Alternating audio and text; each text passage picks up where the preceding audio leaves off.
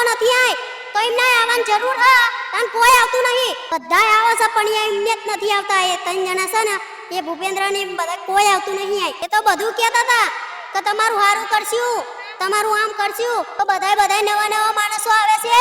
તો એમને આવવાની જરૂર નથી।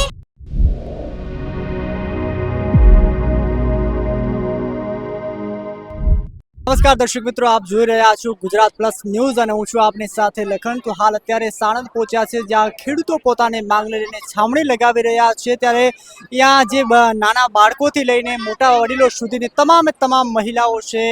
વડીલો છે, ભાઈઓ બહેનો બધા છે। તો આપણી સાથે સરદાર જોડાયા છે। સરદાર, જે રીતે અત્યારે 9 દિવસ થયા છાવણી ઉપર કઈ માંગ તો અમે આ હિંમત કહીએ હી કાઈ ગાળશો નહીં અને તમે બધાય તો આ બુરાવરાવો તો બુરાવરાવાની એમને જરૂર નથી તો એમને આવવાની જરૂર નહીં। મોદી ભાઈને કહીએ છીએ, કકનુ ભાઈને કહીએ છીએ, અમિત શાહ ને કહીએ છીએ તો અમિત શાહ પણ નથી આવતા પણ મોટા માણસો કોઈ આવતા નથી આય બધાય નાના માણસો બધાય આવે છે તાણે એમને આવવાની જરૂર નથી આય। એમના કોઈ બીજા નેતાઓ આવ્યા હતા? ઓવા બધાય આવે છે પણ એમને જ નથી આવતા એ ત્રણ જણા છે ને એ ભૂપેન્દ્ર ને બધા કોઈ આવતું નહીં આય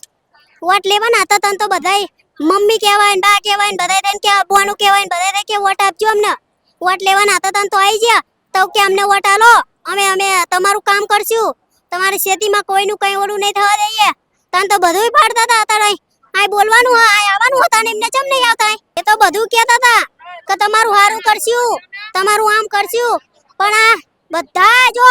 એ મોદી બોલાવતા હતા એ બધા જતા હતા અમને તો એમને ખાલી એક સોંદડી ઓઢાડો તો એમને રાજી થઈ જતા હતા બધાય તો એમને નહીં જવાની જરૂર તો આપણે આ એમને આવવાની જરૂર નથી તો મોદી ના આવવાની જરૂર છે તાણી આવતો નથી આય તો એમને આવવાની જરૂર હ તાન કોઈ આવતું નહીં। અત્યારે સમજી લો કે અત્યારે ઇલેક્શન આવશે હવે તો આનો પડઘા પડશે ઇલેક્શન તો બધું અમાર જો એમને હિંમત કહીએ હી કાય આવો ના આવો એક દન આવો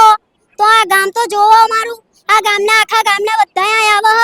અને બાર ગામના આવે છે બધાય તો બધાય નવા માણસો આવે છે તો એમને આવવાની જરૂર નથી। તો આ હતા કે જેમને પોતાની વ્યથા ઠાલવી છે। એક નાની બાળકી છે, પોતાનું એક જ મત છે કે મારા જે ગામ છે ગામમાં ખૂબ પરિસ્થિતિ ખરાબ છે। અત્યારે જે રીતે પોતાની જમીન છે એ જમીનમાં અત્યારે ત્યાં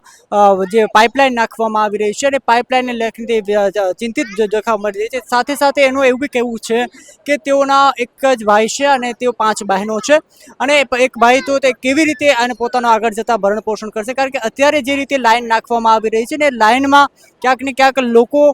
એની સાથે છે। તમામની એક જ માંગ છે કે તેમને પૂરતી વળતર મળી રહે।